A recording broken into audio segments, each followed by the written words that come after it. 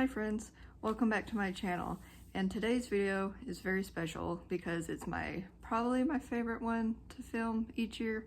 It is the 2024 yearly reading wrap-up. So it is, right now as I'm filming this, it is December 21st, so we have 10 more days in the year. It is possible that I might finish one more book, but it's part of a series, and I've included that series in my top 10. So I'm not really going to finish any new books that could potentially be on this list. So I have 10 books here for my top 10 that we're going to talk about. I'll give you a short description of the book and just tell you my thoughts and feelings on it.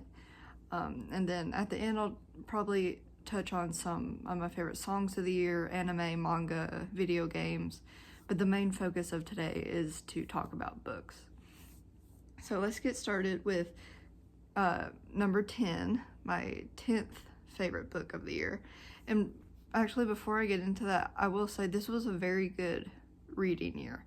I'll probably talk about my stats for the year towards the end of the video, but it was hard to come up with this top 10 list because I read so many, and especially getting into like the top 5 and ranking them, that was very difficult. But coming in at number 10, we have Thistlefoot by Jenna Rose Nethercott. So I read this, I want to say back in August or September. And forgive me if I hesitate on some of these descriptions, because sometimes I read books and I know they're really good and I remember them really well, but what happened in them just completely goes out of my head. But this one is based on like Russian folklore with the Baba Yaga, which is like, I want to kind of say like a witch type creature. Kind of reminds me of the like, I guess the witch from Hansel and Gretel. But anyways, so it follows this, as you can see on the cover. Like, you have our two main characters who are siblings, kind of estranged siblings, but they inherit a house that walks on chicken legs.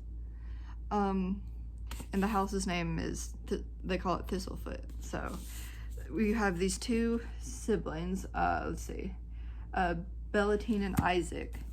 And Isaac, he has this power that kind of allows him to mimic other people's faces and their voice. So he kind of works as like a traveling magician and also a pickpocket. But then Bellatine, she has the power to bring things to life using her hands. So she does like woodworking and stuff like that. And then the two meet up, they inherit this house called Thistlefoot unexpectedly. And so then Isaac convinces Bella to go on the road, traveling, doing shows inside of Thistlefoot. And because, of course, you can't have a magical being or a magical thing without someone wanting to do it harm and steal the magic for themselves. So there is like a shadow man that is trying to steal Thistlefoot's power. So they really are just going on a journey, meeting strange new characters, and trying to escape the Shadow Man. I ended up giving this one 4.5 stars. This was the oldest book of the month book that I had on my TBR. So I don't know why I waited so long to read it, because it was really good. So yeah, I gave it 4.5 out of 5 stars. So that is number 10. And then coming in at number 9, we have Monstrilio by Gerardo Samano Cordova. So this is Monstrilio. So this one is like a speculative fiction. And so with this book, this is the first page, so it's not even a spoiler. The main character, her name is Mago, her son dies, and she carves out a piece of his lung to grow a new version of him after he has died. And so there's problems with her husband Joseph deciding if he thinks this is a good idea. There's problems with the family. It really is just about grief. When you start it, you may not think that's what it's about, but at its core, it's really how everyone grieves differently, and no one has the exact same story when it comes to grief. We're all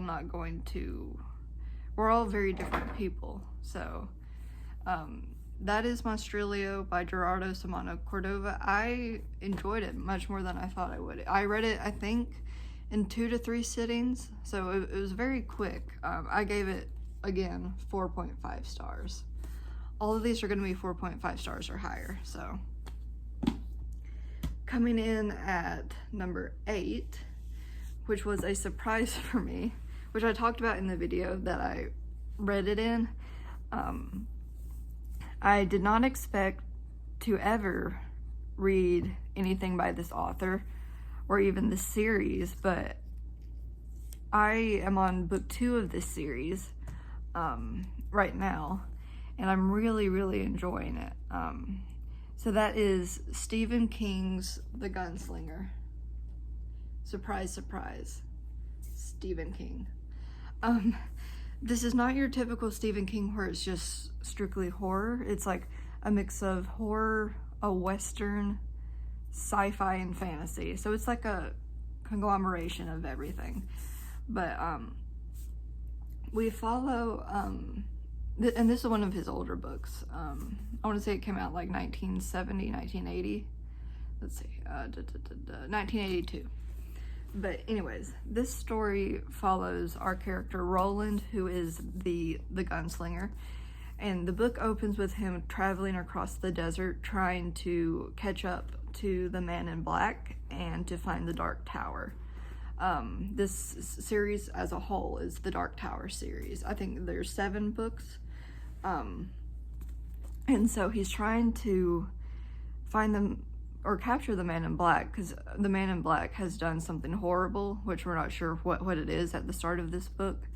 And so we're trying to, along with Roland, find this man in black and get to the Dark Tower, which even the gunslinger, he doesn't know it's at the Dark Tower, but he knows that he needs to get there in order to achieve his goals. So I was very surprised by this series. I would say the first 25% of this book, I was confused because, you know, there's going to be, with a new fantasy series, there's always going to be new words and concepts that you don't understand. But I ended up really, really enjoying this. Roland, the main character, I don't know why, but I like him. Like, I feel for him. I want him to succeed, especially at the start of the second book, because some stuff happens to him, and I just hope he's okay. But this book is bizarre. This whole series, it is weird. Like, that's not even an adequate enough word to describe it. It is just bizarre. There's giant crab creatures. There's people who just act strange, talk strange. There's drugs. There's violence. It's just, I don't have words that can describe this series, but I ended up giving, again, a 4.5 out of 5 star. So that is The Gunslinger by Stephen King.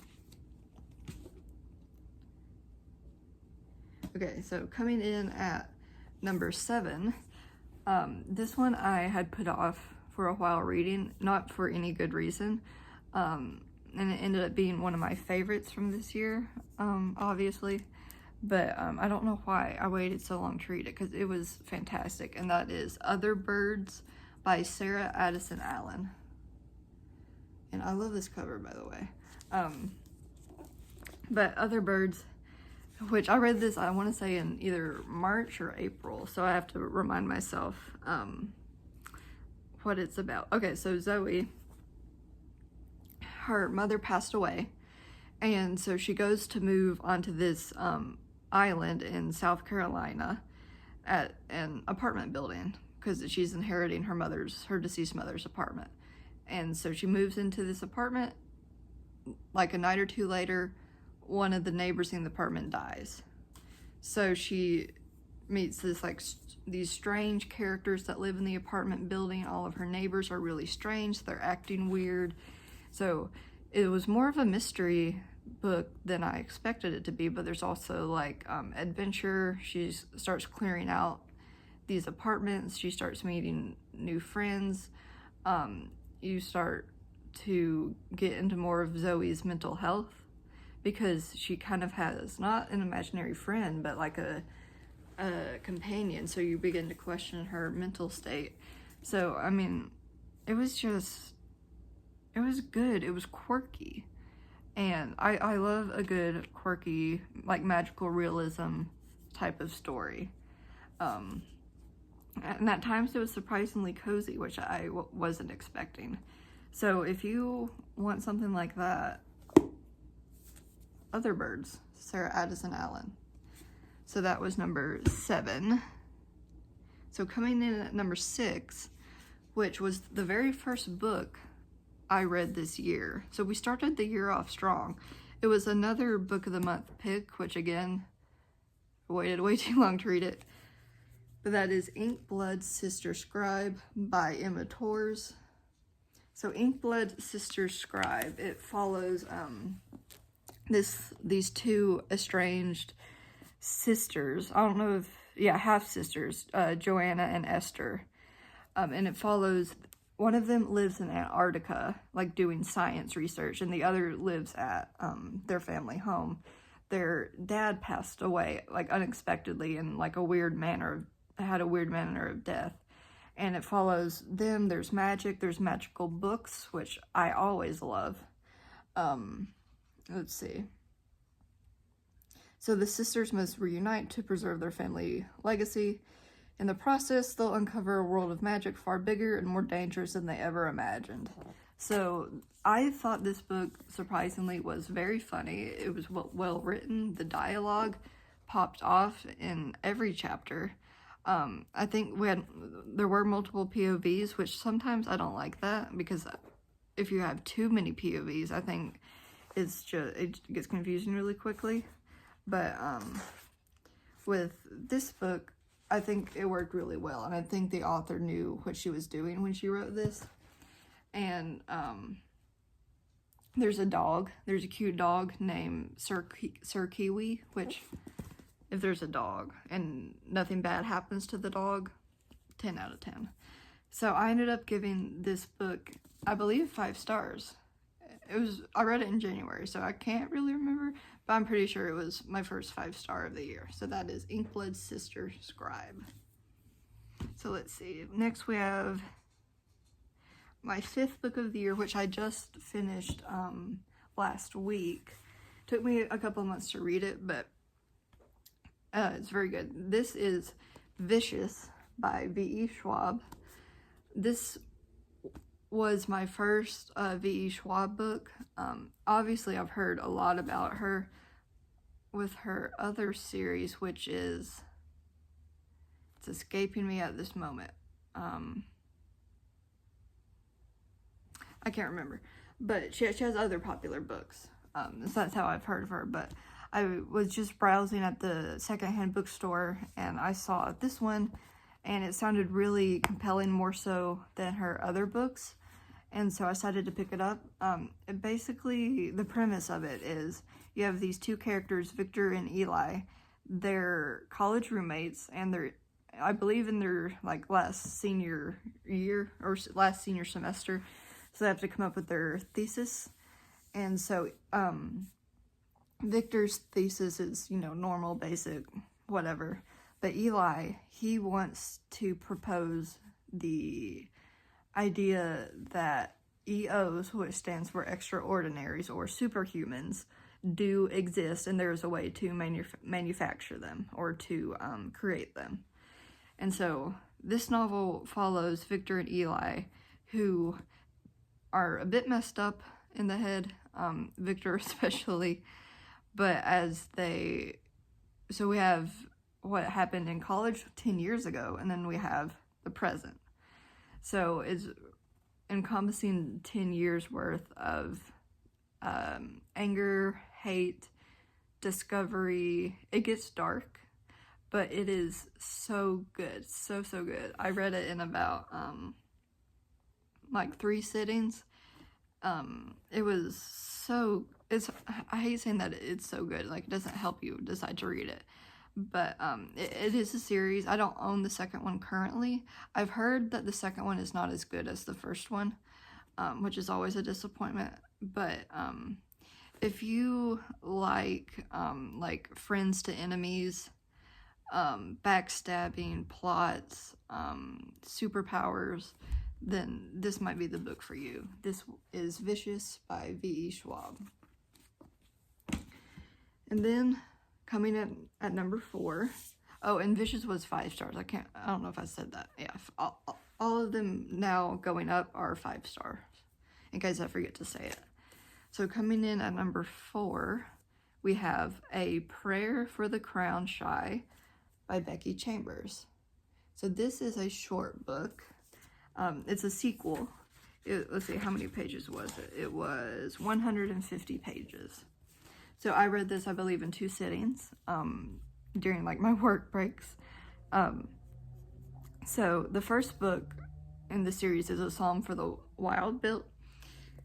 And so this is the second one. It's a sci-fi series where, excuse me, the first one takes place on Earth, and it's where at some point there was like some kind of thing between robots and humans. I don't think it was a war or anything, but all the robots decided to leave and go out into the forest, and they were never seen again. I guess they got like fed up with being used as tools for the humans. And so our main character, Dex, they go out into the forest and find this robot named Mosscap. And so Mosscap is really on this journey to find out what it is that humans want or need.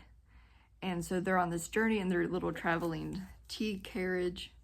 And it is so cozy. It is so heartwarming and heartfelt, emotional, anything. If you want to feel good time with a sci-fi book, which you don't get a lot of in sci-fi, this is it. This is a series. It's not long. It won't take you long to read. It's not a big commitment. It is just so beautiful. Such a beautiful series. I'm so excited for the 3rd one to come out. Yeah, it's just perfect. So this is A Prayer for the Crown Shy by Becky Chambers. 5 stars. And now getting into the top 3. This was so hard to choose between, but coming in at number 3 was, okay, I was making sure it wasn't a book of the month as well, but it's not. So this is Starling House by Alex E. Harrow. So I've heard some good things about this, some bad. I think on Goodreads it's sitting at like a 3.5 or 3.8 or something. But someone that I trust online really enjoyed this, so I decided to pick it up. And I'm going to have to read the description because I can't remember what it's about. Well, I know it's like not a haunted house, but like a magical house. But okay, so the main character's name is Opal. She has a younger brother that she's trying to provide for. They are orphans. She's a high school dropout, and she works as a cashier. And she wants to find a better life for her younger brother, Jasper. They live in Kentucky. It's a rural small town. There's hardly anything going on there, and she just wants to escape so her younger brother can have a good future.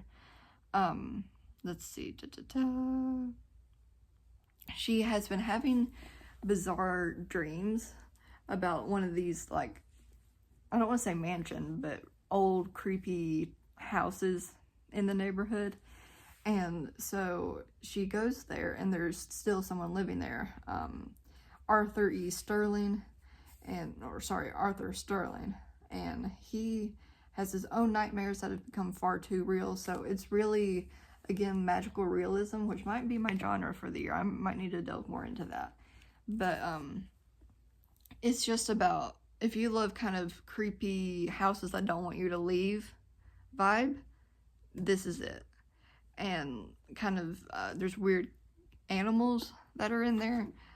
There's a little bit of romance, which I didn't mind because I thought it was well done. The writing is just out of this world stellar. It is just gothic in a way that doesn't bother me. It was just so exceptional. So that is Starling House by Alex E. Haro, 5 stars. Coming in at number 2, speaking of houses that don't want you to leave and creepy houses and creepy families, coming in at number 2, Mexican Gothic by Silvia Moreno Garcia. This was my second read of the year, so also 5 stars. So I started the year off really great. So Mexican Gothic, so it's a classic Gothic horror novel, a story about an isolated mansion in 1950s Mexico. And so our main character's name is Naomi. She receives a frantic letter from her newlywed cousin. Let's see. So Naomi, she is a glamorous girl more suited for cocktail parties than amateur sleuthing. So she's trying to discover what is wrong with her cousin. So she goes to this house to, check on her. And then she finds herself drawn into this mystery and just weird, creepy, keep your head down type of family. They don't want her driving a car. They don't want her doing makeup. They don't want her talking to her cousin. So she begins to unearth stories of violence and madness. She is slowly drawn into a terrifying yet seductive world, a world that may be impossible to escape. This book, I've known about this book for a long time and been curious about it. The reviews aren't that great. It has less than 4 stars on Goodreads. I gave it 5 stars. I mean, I was blown away. The atmosphere surrounding this house and kind of like bog swamp area, love it. The Hispanic influence, love that. There's mental health issues discussed. There's foreboding families. There's family drama. I mean, anything that you want in this book that has a creep factor, you can find it in Mexican Gothic. I mean, I really want to reread it, even though I don't reread books that often. 5 out of 5 stars. Perfect. And now we're at that point. My number 1. I debated on whether to give Mexican Gothic number 1 or give it to this book. But it felt really wrong to give the number 1 spot to anything but this book. Because I have now completed the series. It was on last year's wrap-up as well.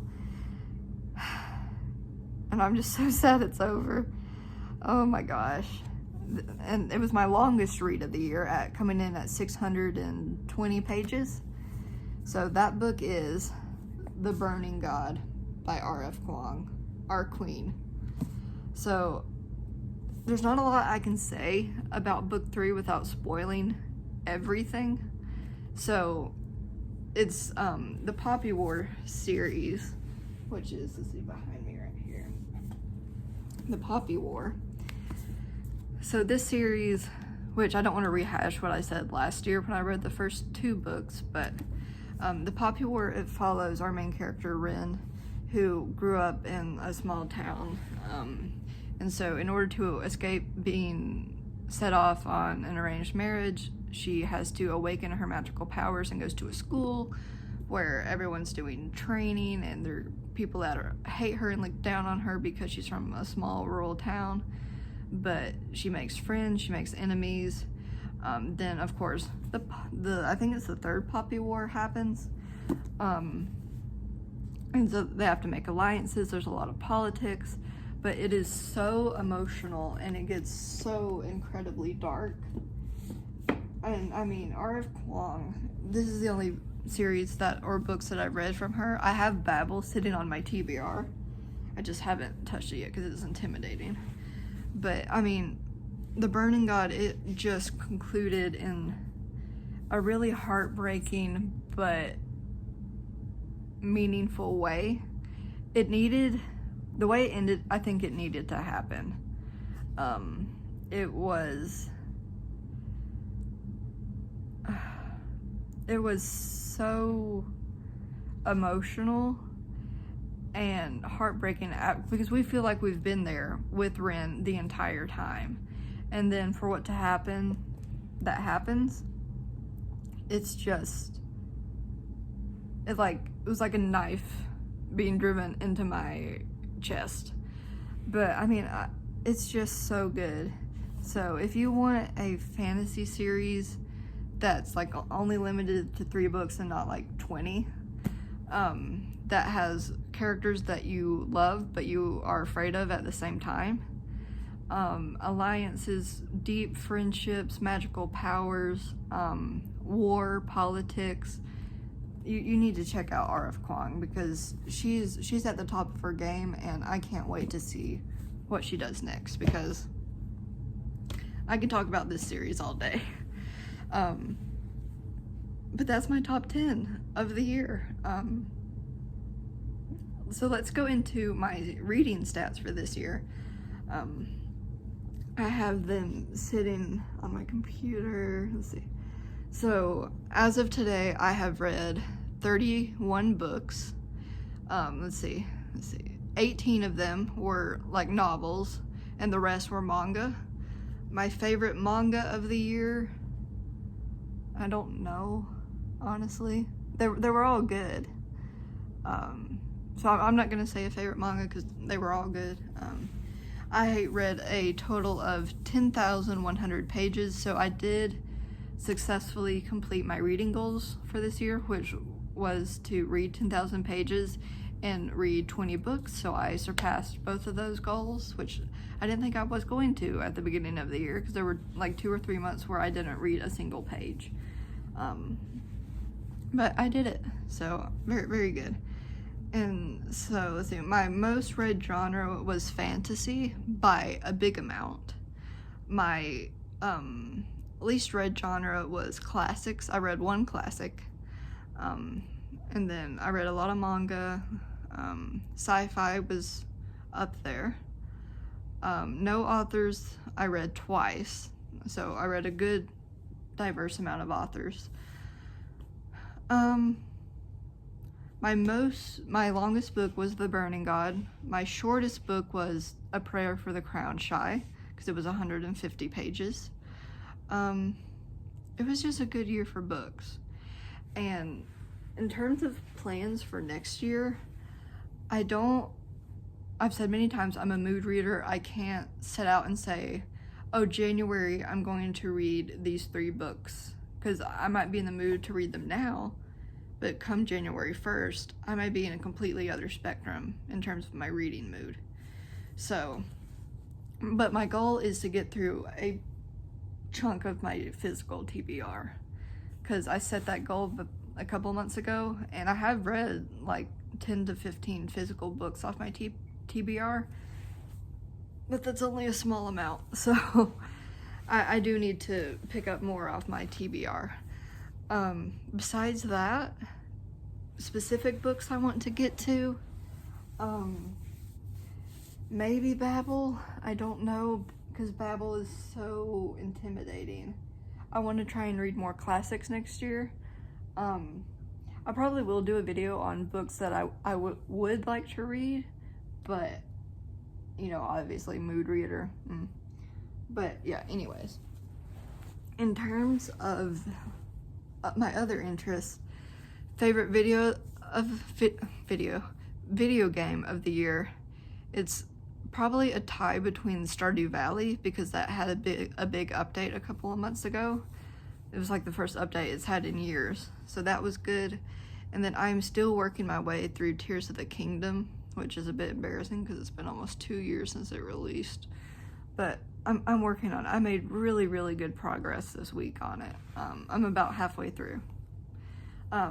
Favorite anime has to go to Jujutsu Kaisen and One Piece. Again, it's a tie, but I can't decide between them. Neither of them are new, at least this year, because I'm on season 1 of Jujutsu Kaisen. But for Jujutsu Kaisen, Animation, fantastic. Storytelling, fantastic. It's tense. I'm on the edge of my seat every episode. It's just good. And then One Piece, I am on season 3 now, slowly making progress. I'm trying to speed up my watching, but there's not a lot to say about it besides I regret waiting this long to watch it. So that was books, anime, video game, K-pop. This was a fantastic year for K-pop. I haven't broken down each song. I do have a top 10 songs. I might put them on screen right here if I decide to rank them, but if not, my number 1 song is definitely going to it's gonna go to Work by ATEEZ, because we gotta work. We gotta make that money, make purse. Give them whiplash when they see me earn. That has been my motivation song to wake up at 3 in the morning to go to work at 5 every single day. It's just a good song. ATEEZ, like, definitely my top 2 songs are ATEEZ. It's just been a great year all around for books. It hasn't been a good year, like, work-related or life-related, but hobby-related. It's been popping off. So yeah, goals for next year, get through more of my TBR. Hopefully read a couple of classics, make progress on some manga series, get through with some video games, play new video games. I have a concert lined up for June. I'm gonna see Stray Kids again, so that'll be super fun. But besides that, I don't know. But hobby-wise, it's been a really good year. I achieved a lot. I read a lot more than I thought I would. But yeah, I mean, that's great. Nothing to complain about. So thank you for watching this 2024 reading yearly wrap up. It's crazy that it's already the end of December, but oh well, we'll see what next year has to bring. But thank you so much for watching, and I will see you in the next video. Bye!